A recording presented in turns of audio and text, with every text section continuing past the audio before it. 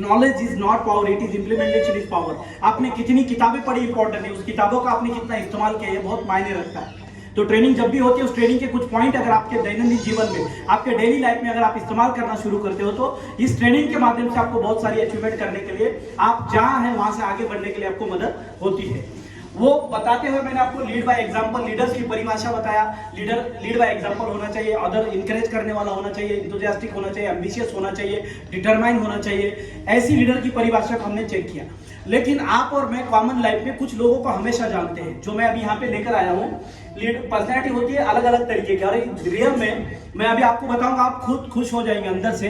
दुनिया में छाए हुए लोग हैं, दुनिया में घर घर में बसने वाले लोग हैं, दुनिया के हर दिल में बसने वाले लोगों की पर्सनैलिटी मैं आपके सामने लेकर आऊंगा। और 2-2 मिनट ज्यादा बात नहीं करूंगा, हर पर्सनैलिटी पे हम 2-2 मिनट बात करेंगे। और मैं चाहता हूं इस इवेंट के बाद आप भी इनको पसंद करो, आप भी इनके पर्सनैलिटी को पसंद करो। पर्सन को पसंद मत करो, पर्सन की क्वालिटी को पसंद करो, काम करने के तरीके को पसंद करो, उनका इतिहास पढ़ो, उन्होंने क्या अचीवमेंट किया ये पढ़ो। कल को अगर ये चीज हम करते तो हो सकता है हमारे बच्चे हमारे आइडल मानना शुरू करें। कल को हमारे बच्चे बोलेंगे मैं पापा के जैसा बनना चाहता हूँ, मैं इसके जैसा बनना चाहता हूँ, मम्मी के जैसा। और ये हो सकता है दोस्तों, इस पर्सनैलिटी को जब आप सुनेंगे। मैं कोई इतना महान और विद्वान व्यक्ति नहीं हूँ, लेकिन मैंने इनसे इंस्पिरेशन हमेशा लिया है। Warrior personality, king of king, राजाओं का राजा, मॉन्क पर्सनैलिटी। और ये मैं मानता हूँ, हो सकता है राइट, मुझे नहीं पता मैं सही हूँ गलत सर, महाजन साहब ये दुनिया के सबसे सफल और सक्सेसफुल पर्सनैलिटी है। इसके अलावा कोई पर्सनैलिटी नहीं हो सकती, क्योंकि ये पूरे दुनिया में राज करने वाली पर्सनैलिटी है। हम लोग यहाँ पे उसको चेक करेंगे थोड़ा सा। आप मानते हो ये कौन है?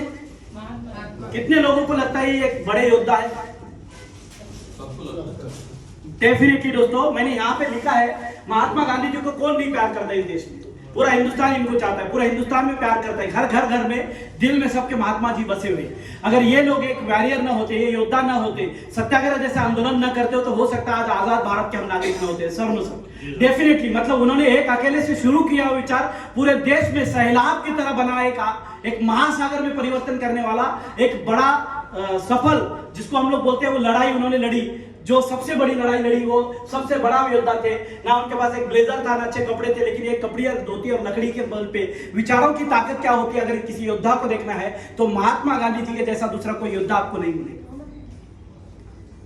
क्योंकि दोस्तों, मैं इसलिए बोलता हूं कि आप इसको मानो, क्योंकि ये हमारे राष्ट्रपिता में बोले जाते हैं। महात्मा गांधी जी के ऊपर हम जितना बोले उतना कम है, हमारे पास नॉलेज ही नहीं है। महाजन साहब इनके बारे में बहुत सारी बातें हमको बता सकते हैं, लेकिन डेफिनेटली दोस्तों, आप ये मानते हो कि ये योद्धा है या नहीं है? 100% एक बहुत बेहतरीन योद्धा है। इससे बड़ा योद्धा नहीं हो सकता। ना कभी बंदूक का इस्तेमाल किया, ना कभी तलवार का इस्तेमाल किया, ना तोप का इस्तेमाल किया, फिर भी इस देश को आजादी दिलाने में सबसे बड़ा हिस्सा दिया। ये होती है दोस्तों योद्धा की लड़ाई। वॉरियर इसको बोला जाता है। लड़ाई तलवारों से और जंग से और तोपों से जीती वो लड़ाई नहीं है दोस्तों। एक विचारों की लड़ाई, लोगों के मन में बिछाकर, पेर कर पूरे हिंदुस्तान में एक सैलाब लाना, सत्याग्रह का एक आंदोलन खड़ा करना। इससे बड़ा योद्धा इस हिंदुस्तान में ना दुनिया में कभी बना है। आज वर्ल्ड के बड़े बड़े म्यूजियम में महात्मा जी को पूजा जाता है, माना जाता है। उनके म्यूजियम में उनके आज के डेट में स्टैचू लगे हुए, उनके स्टैचू बने हुए। इंडिया के बाहर की बात कर रहा हूं मैं। इसका मतलब दोस्तों, इससे बड़ा योद्धा इस धरती पे अभी तक पैदा नहीं हुआ।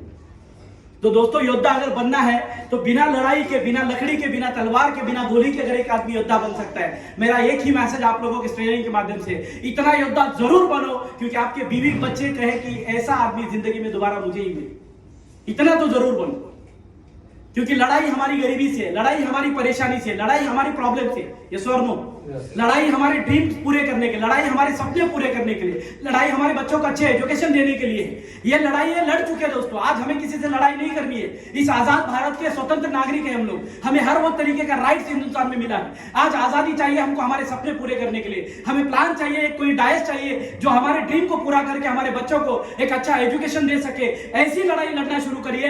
कल को आने वाले 6 महीने में, 6 साल के बाद अगर नाम निकलना चाहिए तो जीएफएस विनिंग लाइफ के साथ जुड़ने के बाद मैं एक करोड़पति बन गया, एक सफल व्यक्ति बन गया, एक सक्सेसफुल व्यक्ति बन गया। अगर इतना भी टैग मिल गया तो दोस्तों, आई एम कमिटमेंट, हम लोग सफल हो गए आप तक नॉलेज पहुंचाने। ये पॉसिबल है दोस्तों। आज के डेट में हमें महात्मा गांधी जी के जैसी कोई लड़ाई नहीं लड़नी है दोस्तों। वो लड़ चुके हमारे देश के लिए, लड़ दिए उन्होंने, तभी आज हम सुकून से अपने घर में, अपने जमीन पे, अपनी भूमि पे रह के हम हर वो तरीके का हमारा जो समाज होगा उस समाज में कंट्रीब्यूशन भी कर रहे हैं और अच्छा काम कर रहे हैं। ये स्वर लो। तो दोस्तों, बनना है तो महात्मा गांधी की तरह एक योद्धा, एक लड़वैया बनो, ताकि आने वाले टाइम में हमारे बच्चे, हमारी पीढ़ी, हमारी फैमिली हमें याद करे। स्वर लो। तो ये थी दोस्तों एक वैरियर पर्सनैलिटी। इनके बारे में मैं बोलूं उतना कम है, बहुत है इनके बारे में बोलने के लिए, उतना नॉलेज हमारे पास भी नहीं है। लेकिन दोस्तों दूसरी पर्सनैलिटी के बारे में हम लोग बात करते हैं।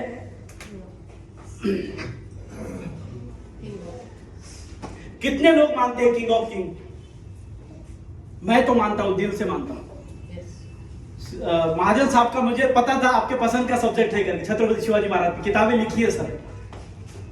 दोस्तों दुनिया में सच में राजाओं का राजा अगर किसी को कहा जाता है तो एकमेव पर्सनैलिटी है तो छत्रपति शिवाजी महाराज। तो ये होता है, अगर बनना है तो छत्रपति शिवाजी महाराज के जैसे बनो। अगर 350 किले कम उम्र में 12 से 13 साल की उम्र में कोई अचीव कर सकता है, स्वराज्यों को आजादी दिलाने के लिए कोई संगठन बना सकता है, सर्व जाति धर्म के समाज को लेकर अगर कोई यूनिटी बना सकता है और देश में एक मशाल की तरह खड़ा हो सकता है, महिलाओं की बहनों की इज्जत कर सकता है, तो इससे बड़ा लड़वैया, इससे बड़ा राजाओं का राजा दुनिया में धरती पे कभी नहीं हो सकता। तो दोस्तों हमें आचरण करना चाहिए, हमें उनको अनुशासित करके हमारे आंखों के सामने रखना चाहिए। हम छत्रपति शिवाजी महाराज को माने, फॉलो करें, उनके रूल मानने, उनके प्रिंसिपल को मानना है, उनको फॉलो करना है, उनकी किताबें पढ़िए, उनके लड़ाइयां पढ़िए।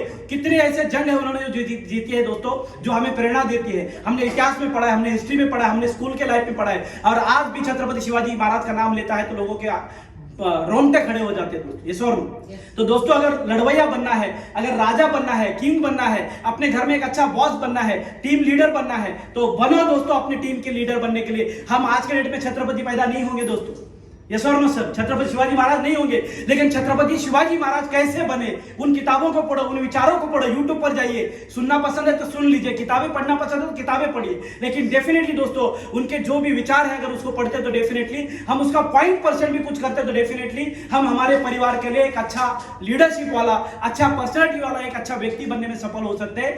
कब? जब हम छत्रपति शिवाजी महाराज को फॉलो करेंगे। कितने लोग मानते हैं पॉसिबल है? दोस्तों मैं ये बता रहा हूं, अभी तो यहाँ तो कुछ नारे भी नहीं लगे। मैंने ये इवेंट लिया था सर, मैंने लोनावाला के अंदर, मैंने जैसे छत्रपति शिवाजी महाराज का नाम लिया तो पूरे लोग खड़े होकर तालियां बजा रहे, मतलब इतने दीवाने हैं लोग सर छत्रपति शिवाजी महाराज। और क्यों ना हो दोस्तों, जिन्होंने इतिहास इतना बड़ा रचा हो, उनकी गाथा हम बोले उतनी कम है। तो दोस्तों ये लीडरशिप में नहीं सिखाया जाता, लेकिन मैं मानता हूं कि हमारे लीडर ने इनको ही फॉलो करो। कहाँ का एक्टर, कौन सा हीरो, कल आएंगे कल चले जाएंगे। इन्होंने जो इतिहास लिखा है, मैं जो चारों पर्सनैलिटी बताओ ना, भूतों ना भविष्य ऐसा कभी आदमी बनेगा ना बनने वाला है। और उसको अगर हम आइडल मानते हैं तो डेफिनेटली दोस्तों उसका 0.1% भी अगर हमारे लाइफ का कुछ हिस्सा बनता है, उसके आदतों का, उनके विचारों का, तो डेफिनेटली हम हमारे परिवार को, हमारे समाज को एक अच्छा न्याय देने में, अच्छा लीडरशिप की एक बहुत बेहतरीन भूमिका हम लोग निभा सकते। ये स्वर्ण। तो मैं चाहता हूं कि हम अगर बनना है तो छत्रपति शिवाजी महाराजाओं के विचारों के साथ हम बने और आगे बढ़ते हम लोग थोड़ा सा। सर इसके बाद कितने लोग इनको जानते हैं? ग्रेट पर्सनैलिटी है, किताबें भी हमने बहुत पढ़ी है, एपीजे अब्दुल कलाम साहब। यहाँ पे एक वर्ड लिखा है, बराबर है ना सर, तपस्वी, त्यागी, मतलब ये बहुत कम लोग होते हैं। जैसे स्वामी विवेकानंद होंगे, ऐसा और स्वामी समर्थ होंगे, ऐसे बहुत सारे योद्धा और लड़वैया है। लेकिन ये एक ऐसी पर्सनैलिटी दोस्तों जो पूरे विश्व विख्यात में, पूरे दुनिया में इनका नाम आज भी शान से, गौरव से, स्टेटस पे हो, यूट्यूब पर हो, कहीं पर भी इनका नाम शान से लिया जाता है। क्योंकि एक मंक पर्सनैलिटी, एक साधु तपस्वी, जब आप इनको बोलेंगे तो कभी किसी गुस्से से भी नहीं बोलेंगे। हर चीज में इनके प्यार दिखेगा, हर चीज में इनको मिलाप दिखेगा, हर चीज में इनको मोहब्बत आपको नजर आएगी। ये ना किसी समाज के होते हैं, ना किसी को धोखा देते हैं, ना किसी के साथ धोखा करते हैं। दोस्तों बनना है तो डॉक्टर एपीजे अब्दुल कलाम साहब के जैसा बनो, बनना है तो स्वामी विवेकानंद जैसा बनो, बनना है तो स्वामी समर्थ जैसा बनो। तो दोस्तों ये चीजें हमें सीखनी चाहिए। हीरो तो सुपर हिट होकर पिक्चर हिट करके चला जाएगा एक्टिंग के बदौलत, लेकिन इससे बड़े तपस्वी, इनसे बड़े त्यागी, इनसे बड़े आइडल क्या था सब?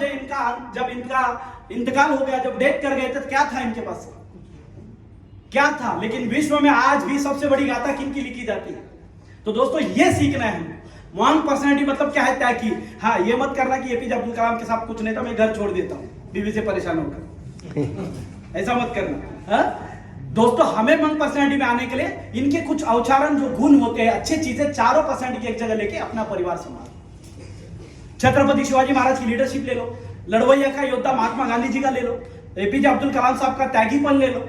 चारों को कॉम्बिनेशन मैंने लीडरशिप में इसलिए डाला है, हम चारों ना बने लेकिन चारों के कुछ चीजें लेकर हम परफेक्ट बन सकते हैं। सॉरी, ये पॉसिबल है क्योंकि दोस्तों ये पर्सनैलिटी से हम बहुत सारी चीजें, जब इनका इंतकाल हो गया था, आखिरी टाइम भी था, तब भी दोस्तों ये बच्चों के बीच में थी। कहीं इनका स्पीच चल रहा था सर। तो मतलब जो आदमी जिससे प्यार करता है वो वहीं पे समर्पित हो जाता है। तो दोस्तों ये ऐसी पर्सनैलिटी हमको दोबारा नहीं मिलेगी। तो इनके कुछ गुणों को लेना है, कुछ किताबों को पढ़िए, यूट्यूब पर भी बहुत सारी किताबें हैं, हम लोग इसके थॉट्स प्रोसेस में जाकर हम लोग चेक कर सकते हैं। अब आते हैं मैजिशियन पर्सनैलिटी पे। मानते हैं कि ये मैजिशियन है या नहीं है? लोग हंसेंगे महादेव साहब, लेकिन सच है या नहीं है? देखो लीडरशिप एक क्रिएटिव लीडरशिप होती है। मैं इनको मैजिशियन इसलिए मानता हूं, ये रियल में मैजिशियन। मैजिशियन का मतलब क्या है? जादूगर है। अगर मान लो 100 लोग निगेटिव थे, लेकिन उनकी मीटिंग होने के बाद 100 के 100 लोग उनके साथ जाते हैं, क्या बोलेंगे हम लोग उनको? जादूगर है ना। आज एक स्टेट में 70 सीट भी चुन करनी है, फिर भी सरकार में उनके साथ है, क्या है? मैजिशियन है। और हम लोग भी कर सकते हैं। मैजिशियन का मतलब क्या है सर? आप अगर प्लान देकर चले गए विशाल भैया, तो आपके साथ ही लोगों ने जुड़ना चाहिए। ऐसा प्यार हमारे टीम के साथ होना चाहिए, ऐसा प्यार हमारे प्रोडक्ट के साथ होना चाहिए, ऐसा प्रेजेंटेशन हमारे टीम के साथ होना चाहिए। डेफिनेटली विशाल भैया, लोग आपको बोलेंगे मुझे जुड़ना है तो विशाल भाई की टीम।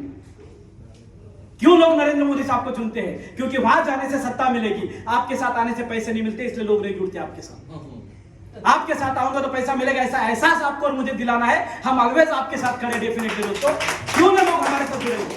मैं अगर शकील सर के साथ जुड़ता हूं तो शकील सर के साथ जुड़ने से मेरा फायदा होगा, तो डेफिनेटली लोग जुड़ेंगे। इन्नू सर के साथ जाता हूं तो इन्नू सर के साथ जुड़ने से मेरे घर में 2 रुपए से लेकर 20 लाख रुपए का अमाउंट आएगा। सिराज भाई के साथ मैं अगर जुड़ता हूं तो मेरे घर पे 1 लाख की अर्निंग शुरू हो जाएगी। तारिक भाई के साथ अगर मैं जुड़ता हूं तो महीने का 50,000 इनकम आ जाएगा। बनो ऐसे मैजिशियन दोस्त। ये तो मैंने 4 पर्सनैलिटी ले ली दोस्तों, दुनिया की सबसे मशहूर और सबसे क्रांतिकारी पर्सनैलिटी है दोस्तों।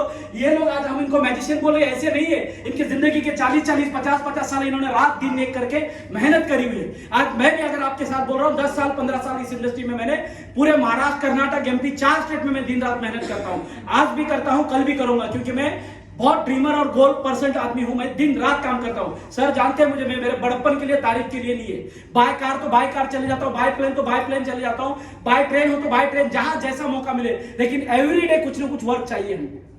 ये तब सक्सेसफुल होगा, ये तब सफल होंगे। हमारे सपने 1 लाख रुपए आने चाहिए, हमारा ड्रीम गाड़ी आनी चाहिए, हमारा सपना घर बनना चाहिए। दोस्तों उसके लिए आपको त्याग करना पड़ेगा। परिवार को नहीं छोड़ना है, बीवी बच्चों को घर पे नहीं रखना है, ससुराल में भेजकर अपने घर पे नहीं बैठना है। परिवार भी साथ में चाहिए, हमारा भी परिवार हमारे साथ है। हर व्यक्ति को अपने परिवार को संभालते हुए, समाज में ध्यान रखते हुए अपने गोल पे काम करिए दोस्तों। अगर एक दिन शिद्दत से 1 घंटा रोज काम करेंगे ना, ओनली 1 आवर, जीएफएस की बात कर रहा हूं, 1 घंटा दिल से कर देखो, पूरे 100 डेज, 100 दिन 100 घंटे का काम होगा। आई कमिटमेंट, वादा करता हूं इंशाल्लाह आप जितना पे आउट बोलेंगे उतना पे आउट कंपनी आपको पहुंचाएगी। क्योंकि अंततः वही मिलता है जो आप लाइफ में बोते हो, वही उगकर आता है जो आपने लाइफ में बोया है।